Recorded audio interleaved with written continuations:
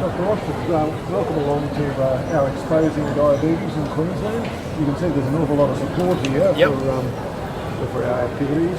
What's your key message this afternoon? My key message is the same as I give to anyone, whether they've got diabetes or they don't, which is that we need to focus on doing the simple things well, setting ourselves realistic goals, and prevention being a huge part of how we not only manage chronic disease that we already have, but also preventing it from happening. And I think that a lot of the time we get caught up in so many new fads and information, it becomes a little bit overwhelming. We set ourselves goals that are too far down the road, and invariably, you get negative feedback, which stops you from trying to reach those goals. So small goals, positive feedback, and trying to get there. So hopefully today, in the 60 minutes that I'm speaking, I can give 2 or 3 little tips here and there that will change how somebody gets up tomorrow and starts their day. So is it really that simple, that just simple steps are enough for the average punter to be able to avoid diabetes, and for people who have diabetes to be able to keep it under control? Absolutely. Anything in health is, especially when it comes to lifestyle diseases, that's probably when it comes to lifestyle diseases, is the accumulation of a whole bunch of decisions that you make every single day. Now, if you get up and you make a decision to eat certain foods, next day you make the same decisions day after day after day, you invariably put on weight and increase your risk of having weight-related lifestyle diseases. If you flip that around and you start making better decisions, the smaller decisions, and think about it more about changing your life as opposed to completely throwing everything out and starting again, you'll have the same effect. So, yeah, I think it is as simple as that. I think we make hundreds of decisions every day that impact our health. We just don't focus on it because it seems like such a small, insignificant decision. But we make the same decision every day, and after 5 years, 10 years, 20 years, they actually become quite significant. It seems like across the globe at the moment, governments everywhere are trying to grapple with the ramifications of those sort of small decisions on a population scale. Do you think that Australia generally has got a good grip on this? No, I don't think so. I don't think any of us have got a good grip on it. I think whether it's a developed country or a developing country, I think we need to be realistic about the fact that we like a comfortable life. We've done everything we can to try and get to a point where we automate things and we make life as convenient as possible. Ultimately, what that means is that we've opened ourselves up to more lifestyle-related diseases. So I think we understand it. I think where science is keeping up and we know what's wrong. The difference is whether we can actually adapt to the environment we've created so that we don't have these problems. And you can see it in other parts of the world that are now reaching a level of automation and an emerging middle class, a level of wealth, and they're starting to change their lifestyle to look more like ours. And they're on exactly the same trajectory when it comes to chronic disease. So, yeah, I think we know what the problem is. There's a difference between knowing and actually doing something about it. Yeah, it's a slippery slope, isn't it? Absolutely. We've got no one else to blame but ourselves. I mean, sitting around with a remote control on the couch and enjoying high-calorie foods was our choice. Now we need to realise that if we want to enjoy that, we need to make some adjustments in other places of our lives so we don't end up living the last half of our lives managing chronic diseases and battling with things that aren't fun for anyone. So there is answers to it. I just think that we need to all realise that it takes a bit of hard work. It's not as simple.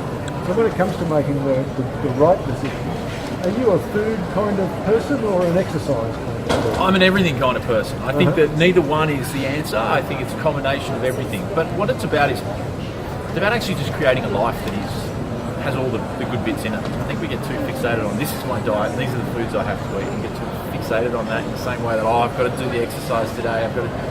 It's about trying to just create a life that is healthy, tips the scales in the healthy direction. And I think sometimes we reach this point where we're looking for a magic bullet, a band-aid solution. This is the exercise plan that'll work for you. This is the diet plan that'll work for you. When in actual fact, you should be trying to find some form of physical activity that you enjoy doing, that you will do every day for the simple fact you actually enjoy it. Because if you do that, then that becomes what you do for life. And it's not like, you know what, I went on some 6-week running plan. It means nothing in the scheme of life. In the crowd, you're speaking to, there are some people who, gone a long way down this path with chronic disease and are fairly well affected by it. Are there exercise and food choices that people can make even late in the day? Absolutely. Even after they've gone a long way down the wrong track? Absolutely.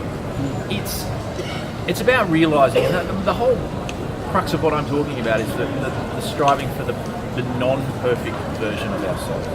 Because we're bombarded every day by this ideal version of perfection when it comes to how healthy we should be, what our body should look like, what kind of foods we should be eating. And the problem with that is that this works for one person. And what works for me, works for me, what works for you, works for you. And I think that when we start figuring out that you can make changes at any stage of your life that will impact on your health, and trying to find the answers that work for you, not looking around for what's working for everyone else and seeing how you can apply that to yourself. You can make those changes, you can improve your health. And I think that anyone that's suffered from chronic disease or anyone suffering from acute illness understands that you can make decisions that will change the outcome of what that disease is and how much that affects you. So, I'm of the belief that we all need to give ourselves a little bit of a break. We all need to not keep beating ourselves up so much, because when we start being negative about where we've gotten to and how we've gotten here and where we're going to end up, you set yourself up for failure. My whole philosophy is we need to set ourselves up to succeed. There's a bit of media discussion today in the paper about discrimination against people in the wider community, saying to them, "Oh, it's your fault. Your condition is your fault."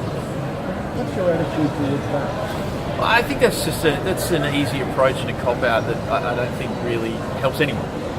If I blame somebody for putting themselves in that position, whether it's because they chose to smoke or whether they chose certain food choices or lack of exercise, who's that helping? Does that make me feel better about myself? Does that change the fact there's a burden on the health system? Does it change how that person comes out? I think it's naive and it's an ignorant approach to how people should be viewing what the problems are for all of us. Because whether somebody's made bad choices and subsequently has a lifestyle-related disease that needs to be treated in the public health system isn't going to be changed by pointing the finger and blaming people. We've all created this society that we enjoy. We've all created this lifestyle we enjoy. We need to be more positive about helping those that are in a position that have reached that point and figuring out solutions.